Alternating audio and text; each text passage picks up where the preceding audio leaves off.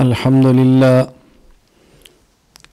لله نحمده ونستعينه ونستغفره ونؤمن به ونتوكل عليه ونعوذ بالله من شرور أنفسنا ومن سيئات أعمالنا من يهده الله فلا مضل له ومن يضلل فلا هادي له ونشهد أن لا إله إلا الله وحده لا شريك له ونشهد أن سيدنا ومولانا محمدا عبده ورسوله أما بعد فأعوذ بالله من الشيطان الرجيم بسم الله الرحمن الرحيم فمن يعمل مثقال ذرة خيرا يره ومن يعمل مثقال ذرة شرا يره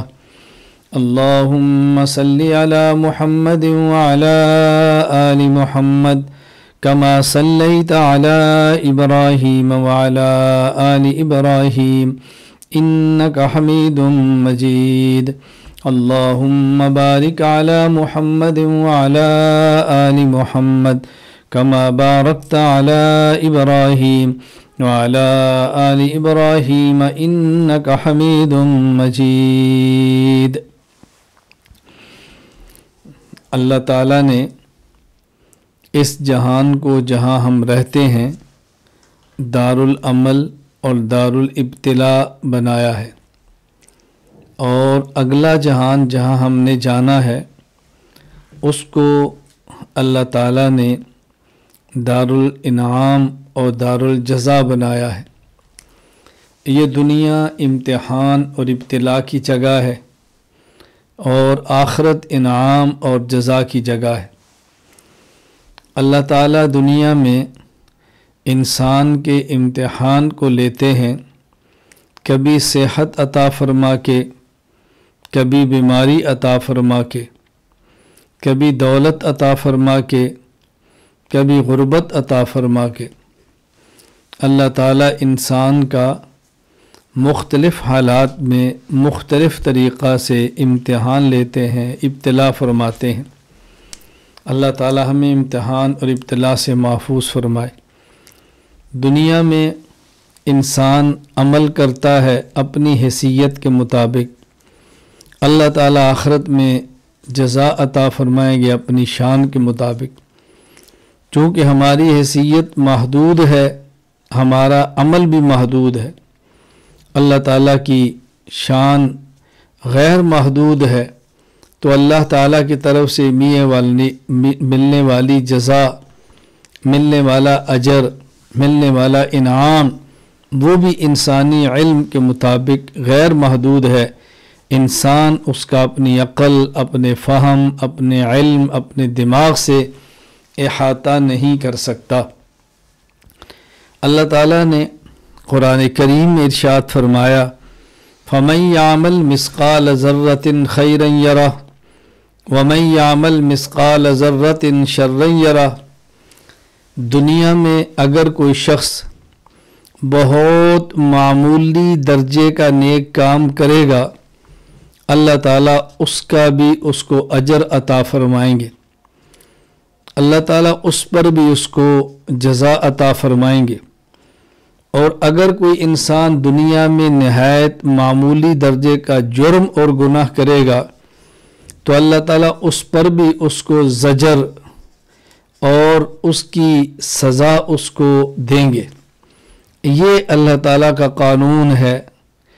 ہاں، اللہ تعالیٰ اپنے کرم سے چاہیں تو کسی بھی جرم کی سزا نہ دیں اور معاف فرما دیں، اللہ تعالیٰ چاہیں تو کسی کی سفارش قبول فرما کے معاف فرما دیں، لیکن قانون یہی ہے فَمَن يَعْمَلْ مِثْقَالَ ذَرَّةٍ خَيْرًا يَرَهُ وَمَن يَعْمَلْ مِثْقَالَ ذَرَّةٍ شَرًّا يَرَهُ۔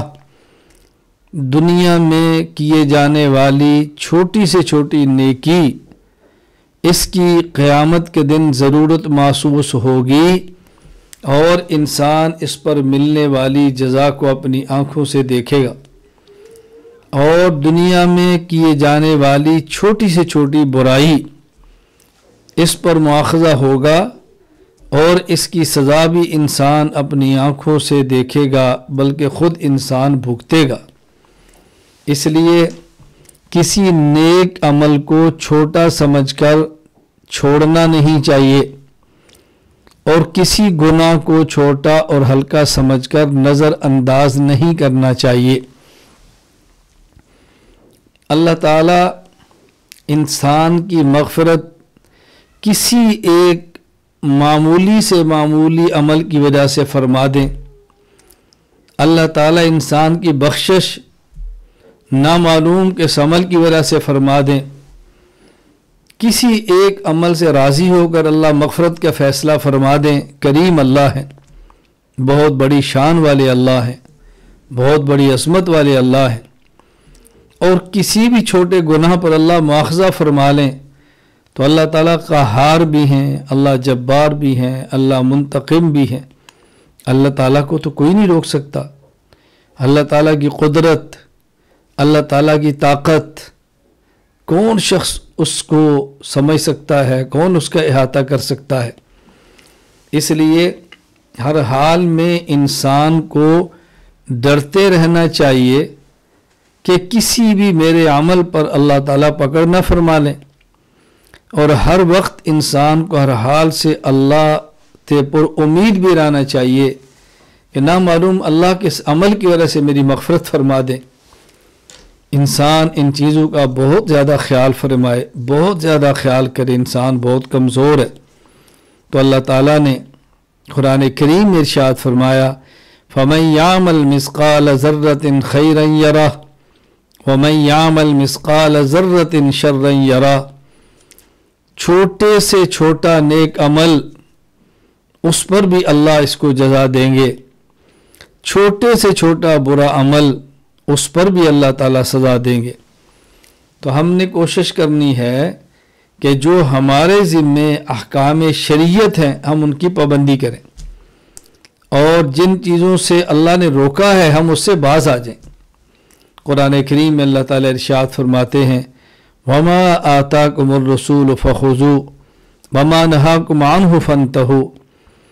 جس چیز کا میرا پیغمبر تمہیں حکم دے تم اس کو لے لو، اس پر عمل کر لو، اور جس چیز سے میرا پیغمبر منع کر دے تم اس سے رک جاؤ، تم اس سے باز آ جاؤ۔ جن چیزوں کا رسول اکرم صلی اللہ علیہ وسلم نے حکم دیا ہے اس کو مأمور کہتے ہیں، اور جس سے منع کیا ہے اس کو منہی کہتے ہیں، منہی عنہ۔ کچھ مأمورات ہیں، کچھ منہیات ہیں، کچھ اوامر ہیں، کچھ نواہی ہیں۔ کرنے کے کام اور کرنے کی باتیں یہ اوامر ہیں، رکنے کے کام اور رکنے کی باتیں یہ نواہی ہیں۔ تو ہم نے مأمورات کو لینا ہے اور منہیات سے بچنا ہے۔ مأمورات کرنے کے کام اور کرنے کی باتیں اس کو خیر کہتے ہیں، اور رکنے کے کام اور رکنے کی باتیں ان کو شر کہتے ہیں۔ خیر کو ہم نے لینا ہے اور شر سے ہم نے بچنا ہے۔ اللہ تعالیٰ نے موت کے بعد آخرت میں ایک مقام بنایا ہے اہل خیر کے لیے، اور اللہ تعالیٰ نے ایک مقام بنایا اہل شر کے لیے۔ اہل خیر نے جہاں رہنا ہے اس مقام کا نام جنت ہے، اہل شر نے جس مقام میں رہنا ہے اس کا نام جہنم ہے۔ جہاں جنت کی نعمتیں ایسی ہیں کہ رسول اکرم صلی اللہ علیہ وسلم کے مبارک ارشاد کے مطابق لا سمعت اذن، اللہ اکبر، وما رأت اعین، کسی کان نے اس نعمت کے بارے میں سنا نہیں، کسی آنکھ نے اس نعمت کو دیکھا نہیں، ایسی نعمتیں ہوں گی۔ ولا خطر علی قلب بشر، اور کوئی انسان سوچنا چاہے تو سوچ بھی نہیں سکتا اللہ اپنی شان کریمی سے کیسی نعمتیں عطا فرمائیں گے۔ بالکل اسی طرح جو مقام شر ہے جہنم، اس کی ہولناکیاں، اس کی سختیاں، اس کی آگ، اس کے انگارے، اور وہاں پہ ہونے والی انسان کے ساتھ تکالیف، انسان نہیں برداشت کر سکتا اس کو، اور کسی دل نے شاید سوچا بھی نہیں ہوگا کہ اتنی سخت سزائیں بھی ہو سکتی ہیں جو اہل شر کے لیے تیار کی گئی ہیں۔ تو جو کام کرنے ہیں، جو باتیں کہنی ہیں، وہ خیر ہے، جن کاموں سے بچنا ہے، جن باتوں سے بچنا ہے، وہ شر ہے۔ خیر کی جگہ کا نام جنت ہے اور شر کی جگہ کا نام جہنم۔ اللہ تعالیٰ جب انسان خیر کے کام کرتا ہے تو راضی ہوتے ہیں اور جنت کا فیصلہ فرما دیتے ہیں، اور جب انسان شر کے کام کرتا ہے تو اللہ تعالیٰ ناراض ہوتے ہیں اور جہنم کا فیصلہ فرما دیتے ہیں۔ ہر وقت اللہ تعالیٰ سے دعا مانگنی چاہیے، اللہم انا نسألک رضاک والجنہ، اللہم انا نسألک رضاک والجنہ، اللہم انا نسألک رضاک والجنہ ونعوذ بک من سخطک والنار، ونعوذ بک من سخطک والنار، ونعوذ بک من سخطک والنار۔ اے اللہ ہم آپ سے آپ کی رضا، اے اللہ ہم آپ سے آپ کی رضا اور جنت کا سوال کرتے ہیں۔ اے اللہ ہم آپ سے آپ کی ناراضگی اور جہنم سے بچنے کی دعا کرتے ہیں۔ اے اللہ تو ہمیں اپنی رضا عطا فرما دے، اے اللہ تو جنت کا فیصلہ فرما دے، اے اللہ ہمیں اپنی ناراضگی سے بچا لے، اور یا اللہ جہنم سے بچا لے۔ اللہ سے ہمیشہ دعائیں مانگنی چاہیے، یا اللہ تو رضا اور رضا والے اعمال عطا فرما، اے اللہ اپنی ناراضگی اور ناراضگی کے اعمال سے محفوظ فرما لے۔ میں خدا کی قسم اٹھا کر یہ بات کہتا ہوں، اگر اللہ تعالیٰ انسان سے راضی ہو جائے، پوری دنیا ناراض ہو جائے، کچھ فرق نہیں پڑتا، اور اگر اللہ ناراض ہو جائے، پوری دنیا انسان سے خوش ہو، تو انسان کے پلے کچھ نہیں رہتا۔ اللہ کی رضا اصل ہے۔ انسانوں کو راضی کرنے کی فکر کریں، لیکن اس حد تک کہ جس میں اللہ ناراض نہ ہو۔ اگر کسی انسان کو راضی کرنے کے لیے اللہ کو ناراض کرنا پڑے، ایسا ہم ہرگز نہ کریں۔ اللہ کی ناراضگی سے بچے، اللہ کی رضا کی فکر کریں، اللہ تعالیٰ سے دعائیں مانگنی چاہیے کہ یا اللہ ہمیں اپنی رضا عطا فرما، اے اللہ رضا والے اعمال عطا فرما، اے اللہ اپنی ناراضگی سے محفوظ فرما، اور اے اللہ اپنی ناراضگی والے اعمال سے بھی محفوظ فرما۔ تو اللہ تعالیٰ نے موت کے بعد دائمی اور ابدی دو جگہ رکھی ہیں، ایک کا نام جنت ہے اور ایک کا نام جہنم ہے۔ خیر کے عمل سے انسان جنت میں جاتا ہے اور شر کے اعمال سے انسان جہنم میں جاتا ہے۔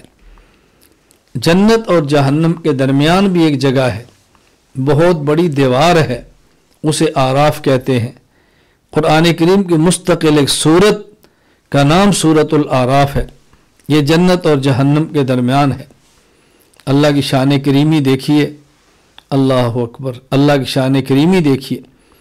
وہ لوگ کہ جن کے نام اعمال میں گناہ ہوں گے، نیک اعمال زیادہ ہوں گے، اللہ ان کے لیے جنت کا فیصلہ فرما دیں گے، اور وہ لوگ جن کے نام اعمال میں گناہ زیادہ ہوں گے، ان کے لیے جہنم کا فیصلہ ہو جائے گا، اور وہ لوگ جن کے نیک اعمال اور برے اعمال برابر ہوں گے، وہ جنت اور جہنم کے درمیان ایک بڑی دیوار آراف پر رہیں گے۔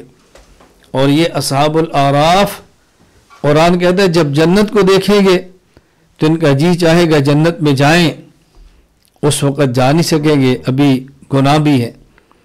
جہنم کو دیکھیں گے تو ڈریں گے، لیکن بچتا ہوا ان کو نظر نہیں آئے گا۔ کیوں؟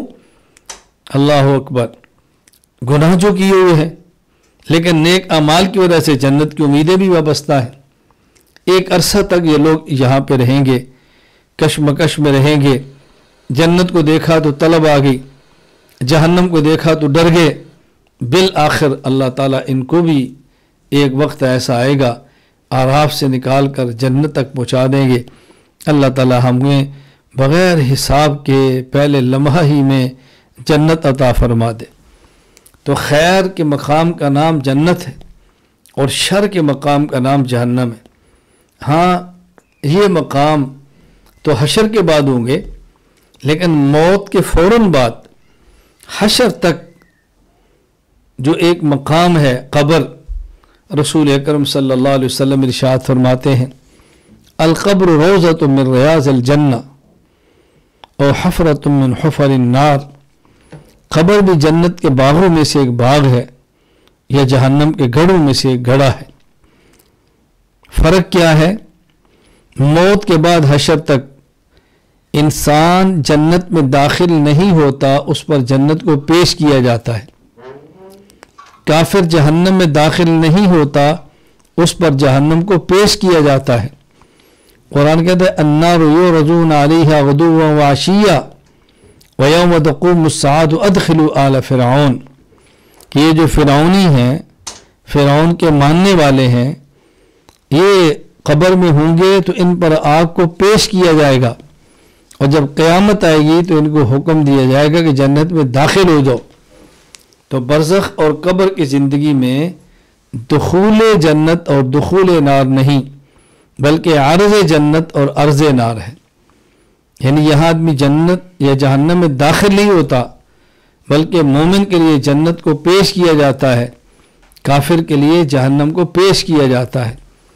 جیسا کہ حدیث پاک میں موجود ہے، رسول اکرم صلی اللہ علیہ وسلم نے فرمایا کہ جب انسان قبر میں رکھا جاتا ہے، اس کے بعد فرشتے آتے ہیں، اس سے سوال کرتے ہیں تیرا رب کون ہے، تیرا نبی کون ہے، تیرا دین کیا ہے؟ جب یہ جواب دے دیتا ہے میرا رب اللہ ہے، میرے نبی محمد صلی اللہ علیہ وسلم ہیں، میرا دین اسلام ہے، تو فرشتہ اعلان کرتا ہے اس کو جنت کا بچھونا دو، جنت کا لباس دو، وَافْتَحُوا لَهُ بَابًا إِلَى الْجَنَّةِ، اور جنت کی طرف والا دروازہ کھول دو، فَيَأْتِيهِ مِن طِيبِهَا وَرَوْحِهَا، تو پھر میت یہاں پر ہے، جنت وہاں پر ہے، درمیان کے دروازے کھل گئے تو جنت کی خوشبو اور ہوا میت تک آنا شروع ہو گئی، یہ جنت پیش ہو گئی ہے۔ اب انسان اس خوشبو کو سونگھتا ہے، ہوا کی لذت کو لیتا ہے، جنت کے دیدار میں مشتاق ہوتا ہے کہ حشر آئے اور میں جنت میں داخل ہوں۔ اور اگر کوئی بدبخت اور کافر ہے تو اس پر جہنم کو پیش کیا جاتا ہے۔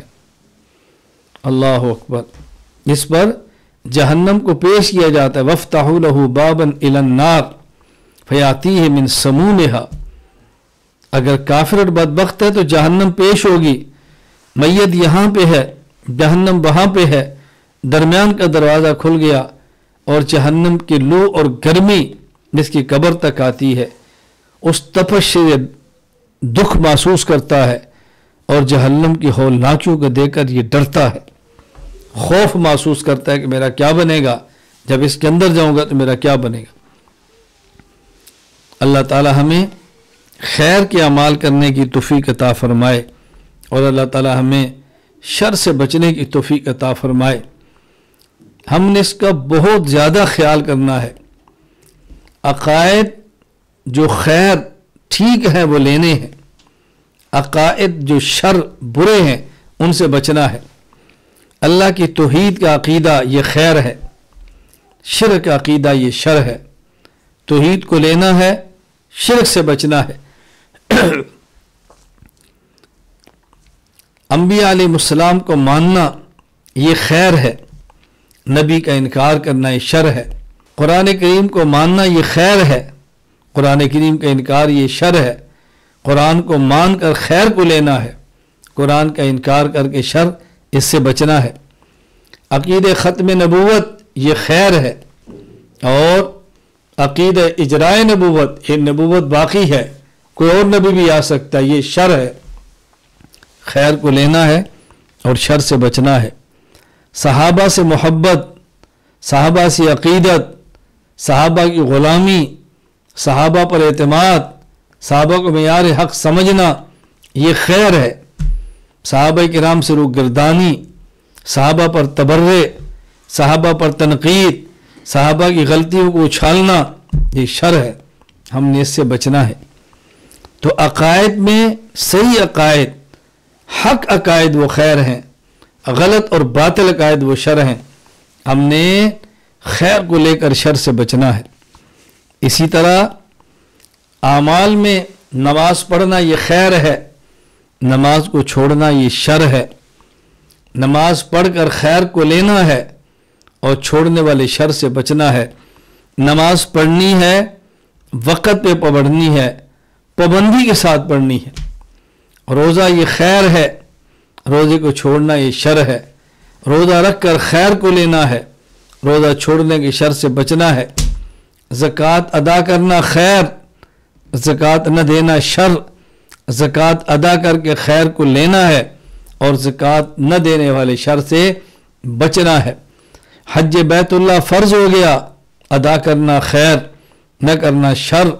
روزہ حج ادا کر کے خیر کو لینا ہے اور نہ کرنے والے شر سے بچنا ہے۔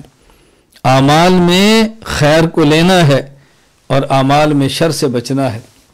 اسی طرح اخلاق ہیں، صداقت سچ بولنا یہ لینا ہے، کذب جھوٹ سے بچنا ہے۔ عدالت عادل ہونا یہ لینا ہے اور اس کے مقابلے میں، عدالت کے مقابلے میں جو بری خصلت ہیں ان سے ہم نے خود کو بچانا ہے۔ یہ اچھی طرح باز نشین فرما لیں، عدالت یہ خیر ہے، صداقت یہ خیر ہے، سخاوت یہ خیر ہے، امانت یہ خیر ہے، شرافت یہ خیر ہے، شجاعت یہ خیر ہے، حیا یہ خیر ہے، اور اس کے مقابلے میں خیانت یہ شر ہے، شرارت یہ شر ہے، کذب یہ شر ہے، حق تلفی یہ شر ہے، بخل یہ شر ہے، کینہ یہ شر ہے، حسد یہ شر ہے، عجب یہ شر ہے، کبر یہ شر ہے۔ اس سے بچنا ہے۔ عقائد، اعمال اور اخلاق میں خیر کو لینا ہے اور امن شر سے بچنا ہے۔ یہ بات ذہن نشین فرمائیں۔ قرآن کہتا ہے فَمَن يَعْمَلْ مِثْقَالَ ذَرَّةٍ خَيْرًا يَرَهُ وَمَن يَعْمَلْ مِثْقَالَ ذَرَّةٍ شَرًّا يَرَهُ۔ کبھی پیغمبر فضائل سنا کے، بشارت دے کے خیر کی طرف بلاتا ہے، یہ نبی کی صفت بشیر ہے۔ کبھی پیغمبر وعیدیں سنا کے اور اللہ کا خوف بتا کے جہنم کی آگ سے بچانے کی فکر کرتا ہے، یہ پیغمبر کی صفت نذیر ہے۔ نبی کی تمام صفات کا خلاصہ یہ دو صفتیں ہیں، نمبر 1 صفت بشیر، نمبر 2 صفت نذیر۔ رسول اکرم صلی اللہ علیہ وسلم آخری نبی ہیں، اب آپ کے بعد کوئی نبی پیدا نہیں ہوگا، آپ کے بعد کوئی نیا نبی نہیں آئے گا۔ عیسیٰ علیہ السلام پیدا ہو چکے ہیں، وہ نازل ہوں گے، پیدا نہیں ہوں گے، حضرت عیسیٰ علیہ السلام۔ لیکن نبوت کی تمام صفات کا خلاصہ دو صفتیں ہیں، صفت بشیر اور صفت نذیر۔ صفت بشیر کے وارث فقہا ہیں، صفت نذیر کے وارث فقہا ہیں، اور صفت بشیر کے وارث صوفیاء ہیں۔ اس کا معنی یہ نہیں کہ فقہا بشیر نہیں، اس کا معنی یہ نہیں کہ صوفیاء نذیر نہیں، یعنی رسول اکرم صلی اللہ علیہ وسلم کی جو مبارک صفت نذیر ہے اس کا غلبہ فقہا کے اندر ہے، اور آپ کی مبارک صفت بشیر کا غلبہ یہ صوفیاء کے اندر ہے۔ قرآن کریم میں دیکھیں، قرآن کریم کے اندر آتا ہے فَلَوْلَا نَفَرَ مِن كُلِّ فِرْقَةٍ مِّنْهُمْ طَائِفَةٌ لِيَتَفَقَّهُوا فِي الدِّينِ وَلِيُنذِرُوا قَوْمَهُمْ إِذَا رَجَعُوا إِلَيْهِمْ۔ فقیہ کا کام ہے ڈرانا، فقیہ نذیر ہے۔ اور قرآن کریم کو دیکھیں، قرآن کہتا ہے الا ان اولیاء اللہ لا خوف علیہم ولا هم يحزنون ان اولیاء الا المتقون۔ متقین اللہ کے جو ولی ہیں یہ کیا کرتے ہیں؟ اللہ اکبر۔ لا خوف علیہم ولا هم يحزنون الذين آمنوا وكانوا يتقون لهم البشرى في الحیاة الدنیا وفي الآخرہ۔ تو جہاں اللہ نے فقہا کا ذکر کیا وہاں لینذروا فرمایا، اور جہاں اولیاء کا ذکر کیا وہاں لہم البشرا فرمایا۔ معلوم ہو کہ فقہا کی شان نذیر ہے، صوفیاء کی شان بشیر ہے۔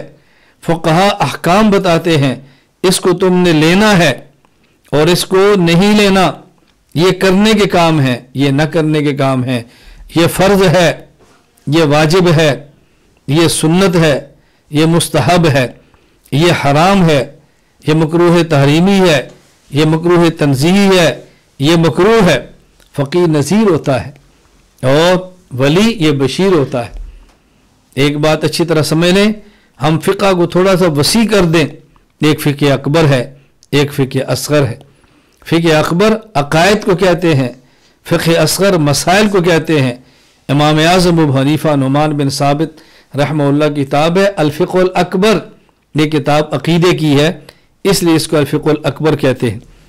تو عقائد فقہ اکبر ہے اور مسائل یہ فقہ اصغر ہے۔ تو فقیہ عام ہے، عقائد بھی جانتا ہو اور مسائل بھی جانتا ہو۔ عقائد کا ماہر ہے یہ فقیہ اکبر ہے، مسائل کا ماہر ہے فقیہ اصغر ہے۔ ہاں اللہ بعض مرتبہ کسی ایک جگہ پر یہ دونوں نعمتیں جمع فرما دیتے ہیں کہ کوئی شخص فقیہ اکبر بھی ہوتا ہے، فقیہ اصغر بھی ہوتا ہے، اور اگلی بات فقیہ النفس بھی ہوتا ہے، نفس کی شرارتیں بھی جانتا ہے، اور وہ بشیر بن کر رسول اللہ صلی اللہ علیہ وسلم کی صفت کا پرتو بنتا ہے، پیغمبر کی صفت بشیر کی عکاسی کرتا ہے، امت کو جنت کی طرف بشارتیں دے کر بلاتا ہے، اور امت کو خوشخبریاں دے کر فضائل سنا کر جنت کی نعمت اور جنت کے راستے دکھاتا ہے۔ ہم نے فقہا کی بھی قدر کرنی ہے، ہم نے اولیاء کی بھی قدر کرنی ہے۔ یہ بات بہت اچھی طرح سمجھ لیں، ہماری خانقاہ حنفیہ اس میں عقائد بھی ہیں، خانقاہ حنفیہ اس میں مسائل بھی ہیں، خانقاہ حنفیہ اس میں اخلاق کی بات بھی ہے۔ مرکز اہل سنت والجماعت ہو، ای مرکز ہو، خانقاہ ہو، کچھ بھی ہو، ہم نے سب چیزوں کو سامنے رکھنا ہے۔ اپنے عقائد کو بھی درست کرنا ہے، اپنے اعمال کو بھی درست کرنا ہے، اپنے اخلاق کو بھی درست کرنا ہے۔ ہم نے جو کورسیں شروع کیے ہیں، ابھی سال کا آغاز ہے، میری بات آپ سن رہے ہیں، ہماری خواتین بھی سماعت فرما رہی ہیں، کوشش کریں علم دین کورس کے اندر آئیں، عالم کورس کے اندر آئیں، عالمہ کورس کے اندر آئیں، اپنے بچوں کو تعلیم القرآن کورس کے اندر لائیں، عقائد ٹھیک کریں، اخلاق ٹھیک کریں، مسائل ٹھیک کریں۔ اللہ تعالی ہمیں آخرت کی فکر کرنے کی توفیق عطا فرمائے، اللہ تعالی ہمیں اپنی رضا کی توفیق عطا فرمائے، اللہ تعالی ہمیں اپنا نیک بندہ بن کر جینے کی توفیق عطا فرمائے۔ میرے دوستو، میرے بزرگوں، میرے بھائیوں، میری ماں اور میری بہنوں، میں کس درد کے ساتھ یہ بات آپ کی خدمت میں عرض کروں، دنیا کی زندگی بہت مختصر ہے، دنیا کی زندگی بہت مختصر ہے، دنیا کی زندگی بہت مختصر ہے۔ موت کے بعد کی زندگی نہ ختم ہونے والی زندگی ہے، حشر کے بعد کی زندگی ابدی زندگی ہے، دائمی زندگی ہے، اور اس دائمی اور ابدی زندگی کا فیصلہ ہماری اس مختصر زندگی کی محنت پر ہونا ہے۔ میں کس درد سے بات سمجھاؤں، یہاں ایک سیکنڈ کی خطا پوری آخرت کو برباد کر کے رکھ دے گی، اور یہاں ایک سیکنڈ اور ایک لمحے کا ٹھیک ہونا پوری آخرت کو ٹھیک کر کے رکھ دے گا۔ یہاں منٹوں کی عبادت ہوگی اور وہاں اربوں سال اللہ کی طرف سے جزائیں اور بدلے ہوں گے۔ اللہ ہمیں بات سمجھنے کی توفیق عطا فرمائے، اللہ ہمیں یہ بات سمجھنے کی توفیق عطا فرمائے۔ میں یہاں ایک سوال اس کا جواب بھی دے دوں، اس کو اچھی طرح سمجھ لیں۔ بعض لوگ یہ اعتراض کرتے ہیں اور یہ سوال کرتے ہیں کہ اگر کوئی شخص اس دنیا میں 60 سے 70 سال کافرانہ زندگی گزارتا ہے، کافر بن کے رہتا ہے، کفر پہ مر جاتا ہے، تو عدالت کا تقاضا، عدل کا تقاضا، انصاف کا تقاضا یہ ہے اس کو 70 سال جہنم میں رکھ لیا جائے، اس کو 70 سال کی سزا دے دی جائے۔ لیکن اگر وہ 60 یا 70 سال کفر پہ رہ کے مر جائے تو قرآن کہتا ہے وہ ہمیشہ جہنم میں رہے گا، ابد الاباد جہنم میں رہے گا، دائمی طور پہ جہنم میں رہے گا۔ یہ تو عدل کے خلاف ہے، یہ تو انصاف کے خلاف ہے کہ جرم چھوٹا ہے اور سزا بہت بڑی ہے۔ میں قربان جاؤں اپنے اکابرین علماء دیوبند پر، ان نے شبہات کا رد فرما دیا ہے، جوابات دے دیے ہیں۔ حکیم الامت مجدد الملت مولانا اشرف علی تھانوی نور اللہ مرقدو فرمایا کرتے تھے، اگر کوئی مومن 60 یا 70 سال تک ایمان پہ رہتا ہے اور مر جائے वो उस जन्नत में जाएगा जहाँ उसने हमेशा रहना है। अगर कोई काफिर 60 या 70 साल की काफिराना ज़िंदगी गुजार के कुफर पे मर जाए, उसने उस जहन्नम में जाना है जहाँ वो हमेशा जहन्नम में रहेगा। ये 60 या 70 साल ईमान की ज़िंदगी गुजार कर ईमान पे मरने पे अबदी जन्नत क्यों है, और 60 या 70 साल काफिराना ज़िंदगी गुजार के कुफर पे मरने पे अबदी जहन्नम क्यों है? फरमाया इसलिए कि मोमिन की नीयत थी कि मैं हमेशा भी जिंदा रहा तो ईमान पे रहूँगा, और काफिर की नीयत ये थी कि मैं जब तक जिंदा रहा कुफर पे रहूँगा।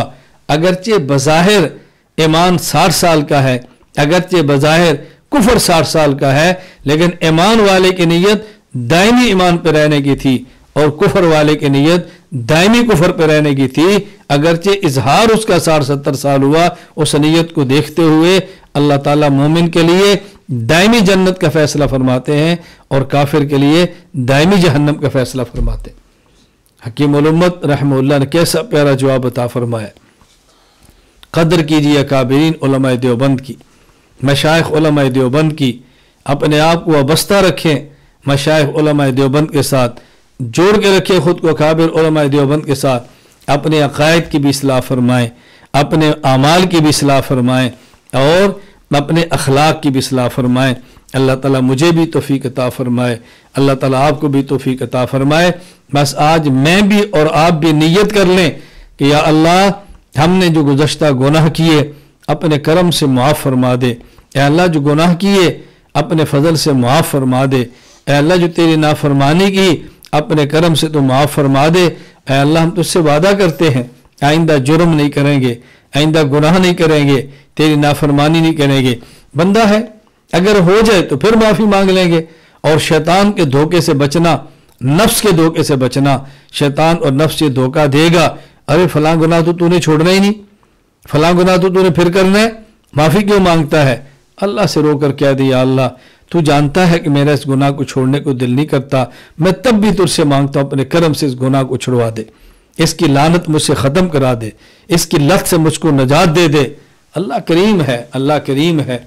इंशाअल्लाह आज जो गुनाह की लज्जत आ रही है, इंशाअल्लाह गुनाह को छोड़ने की लज्जत इससे कहीं ज़्यादा होगी। इंशाअल्लाह ये हराम लज्जतों को छोड़कर हम हलाल लज्जतों की कोशिश करें।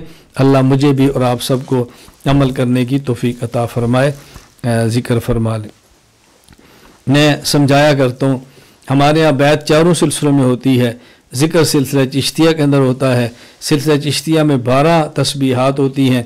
2 तस्बीहात ज़िक्र नफ़ी व इस्बात ला इलाहा इल्लल्लाह, 4 तस्बीहात ज़िक्र इसमें ज़ात, 2 ज़िक्र इस्बात इल्लल्लाह इल्लल्लाह इल्लल्लाह, फिर 6 तस्बीहात ज़िक्र इसमें ज़ात 2 ज़रबी, अल्लाह का नाम लें 2 मरतबा लें, झटका दोनों मरतबा मारें और गिनती में 1 शुमार करें। अल्लाहु अल्लाह, ये 1 हो गया। अल्लाहु अल्लाह, ये 2 हो गए। अल्लाहु अल्लाह, ये 3 हो गए। ये 12 तस्बीहात हैं। तो हम एक तस्बीह पढ़ लेते हैं। अल्लाह तौफीक अता फरमाए, खलवत में बैठे और हम 12 तस्बीहात का अहतमाम करें। और एक तस्बीह आखिर में पढ़ ली जाती है ज़िक्र इसमें ज़ात 1 ज़रबी, अल्लाह अल्लाह अल्लाह। ये क्यों? इसलिए कि हमने 12 पे रुकना नहीं है। अल्लाह तौफीक अता फरमाए तो जिक्र बढ़ाना है। अगर बढ़ाने को जी चाहे तो सिर्फ और सिर्फ ज़िक्र इसमें ज़ात 1 ज़रबी को करें। 1000 मरतबा, 2000 मरतबा, 5000 मरतबा, जितनी अल्लाह तौफीक अता फरमाए अपने नाम को अल्लाह के ज़िक्र के साथ, अपनी ज़बान को अल्लाह के मुबारक ज़िक्र के साथ महजूज फरमाएँ, लज्जत दें, क़ल्ब की गर्मी को पैदा करें, अपने दिल को गरमाएँ अल्लाह की मोहब्बत, अल्लाह की मार्फत और अल्लाह ताला के ज़िक्र के साथ। अल्लाह में अपने नाम की लज्जत अता फरमाए। ला इलाहा इल्लल्लाह मुहम्मदुर रसूलुल्लाह सल्लल्लाहु तआला अलैहि व अला आलिहि व अस्हाबिहि व बारक व सल्लम। ला इलाहा इल्लल्लाह, ला इलाहा इल्लल्लाह, ला इलाहा इल्लल्लाह, ला इलाहा इल्लल्लाह, ला इलाहा इल्लल्लाह, ला इलाहा इल्लल्लाह,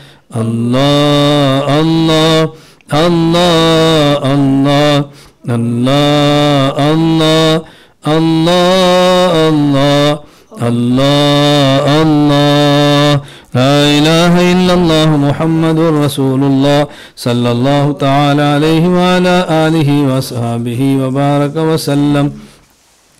جن حضرات یا خواتین نے بیعت کرنی ہو، میں کلمات بیعت پڑھ لیتا ہوں، آپ کلمات بیعت ساتھ کہہ لیں، اور اس کے بعد جس نمبر پر ابھی آپ نے رابطہ کر کے بیان میں شرکت فرمائی ہے، اسی نمبر پر آپ اپنا نام لکھ کر بھجوا دیں۔ اگلی ترتیب آپ کو بتا دی جائے گی کہ معمولات یا کیا اس کے ترتیب ہے۔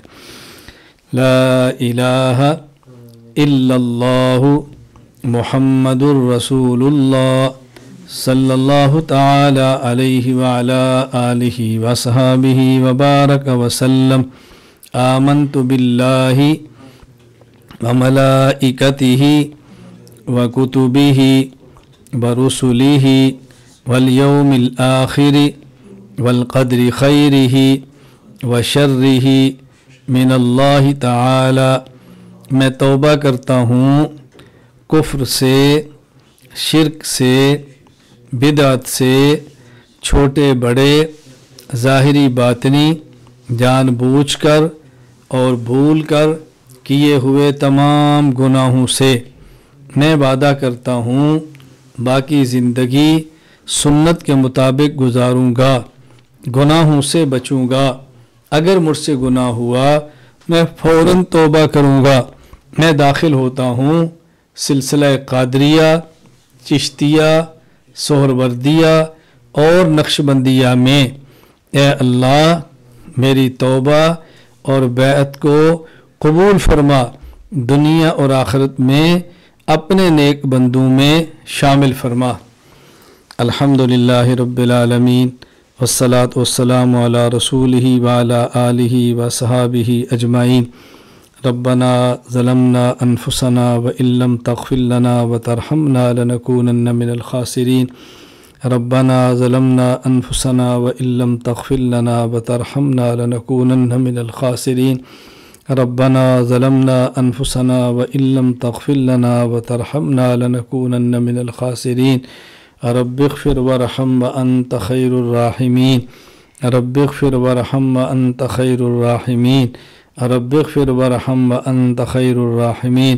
ربنا هب لنا من ازواجنا وذرياتنا قرة اعین واجعلنا للمتقین اماما۔ ربنا هب لنا من ازواجنا وذرياتنا قرة اعین واجعلنا للمتقین اماما۔ ربنا هب لنا من ازواجنا وذرياتنا قرة اعین واجعلنا للمتقین اماما۔ اللهم انا نسألك رضاك والجنة ونعوذ بك من سخطك والنار۔ اللهم انا نسألك رضاك والجنة ونعوذ بك من سخطك والنار۔ اللهم انا نسألك رضاك والجنة ونعوذ بك من سخطك والنار۔ اے کریم اللہ ہم سب کے گناہوں کو معاف فرما دے۔ اے کریم اللہ ہماری خطاؤں سے درگزر فرما دے۔ اے کریم اللہ، اے کریم اللہ، اے کریم اللہ اپنے کرم سے، اپنے فضل سے ہمارے ساتھ اپنی رضا کا فیصلہ فرما دے۔ اے کریم اللہ ہمارے ساتھ ہمارے اعمال کا معاملہ نہ فرما۔ اے اللہ اپنے فضل کا معاملہ فرما۔ اے اللہ اپنی شان کا معاملہ فرما۔ اے اللہ کریم ان اٹھنے والے ہاتھوں کو اپنے کرم سے، اپنے فضل سے تو قبول فرما۔ اے اللہ کریم، اے اللہ کریم، اے اللہ کریم ایمان کی نعمت دی ہے، کفر سے بچا لے۔ سنت کی نعمت دی ہے، بدعت سے بچا لے۔